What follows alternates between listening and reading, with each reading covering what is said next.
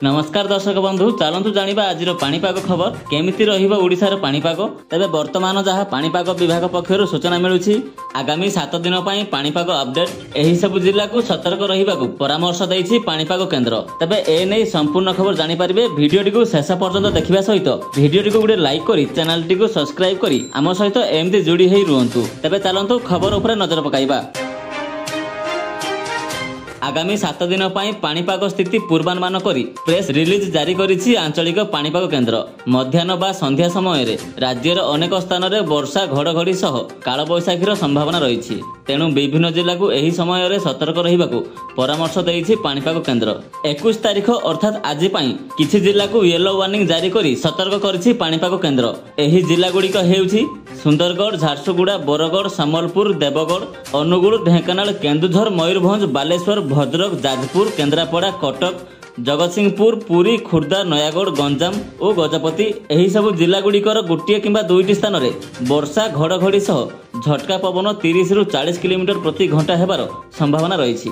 सेहीपरि जून 22 तारिख पई मध्य yellow warning जारी करिछि पाणीपाग केन्द्र। जिला गुड़िक हेउछि सुंदरगढ़, झारसुगुड़ा, केन्दुझर और मयूरभंज भली जिला गुड़िकु सतर्क रहिबाकू परामर्श दिया जायछि। मध्याह्न बा संध्या समय रे एही सब जिला गुड़िकर गोटे किंबा दुईटी स्थान रे वर्षा घड़घड़ी सह झटका पवन 30 रु 40 किलोमीटर प्रति घंटा हेबार पूर्वानुमान करिछि आंचलिक पाणीपाग केन्द्र। जून 23 तारिख पई येलो वार्निंग जारी करा जायथिबा जिला गुड़िक हेउछि सुंदरगढ़, बरगढ़, झारसुगुड़ा, केन्दुझर और मयूरभंज। एही सब जिला गुड़िकर गोटे किंबा दुईटी स्थान रे वर्षा घड़घड़ी सह झटका पवन 30 रु 40 किलोमीटर प्रति घंटा हेबार संभावना रही। सेहीपरि जून 24 तारिख रे मध्य येलो वार्निंग जारी करिछि पाणीपाग केन्द्र। बालेश्वर, भद्रक, सुंदरगढ़, बरगढ़, झारसुगुड़ा, केन्दुझर और मयूरभंज भली जिला गुड़िकर गोटे किंबा दुईटी स्थान रे वर्षा घड़घड़ी सह झटका पवन 30 रु 40 किलोमीटर प्रति घंटा हेबार पूर्वानुमान करिछि आंचलिक पाणीपाग केन्द्र।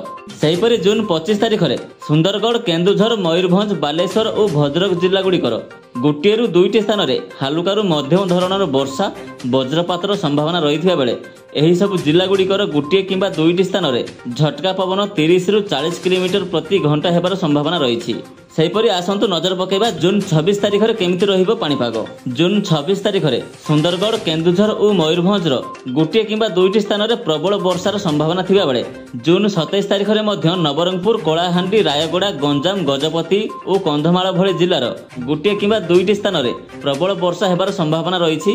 अन्यपटे 28 रु 30 तारिख पर्यंत पागरे सामान्य परिवर्तन हेबो बोली पूर्वानुमान करिछि आंचलिक पाणीपाग केन्द्र। तेबे एहा थिला आजिर पाणीपागर संपूर्ण खबर। एमती आम सहित जोड़ी होई रहिबा पई भिडियोटी को लाइक करिया सहित चैनलटी को सब्सक्राइब करी पाखरे थिबा बेल आइकन को दबाई ऑल उपरे क्लिक करंतु।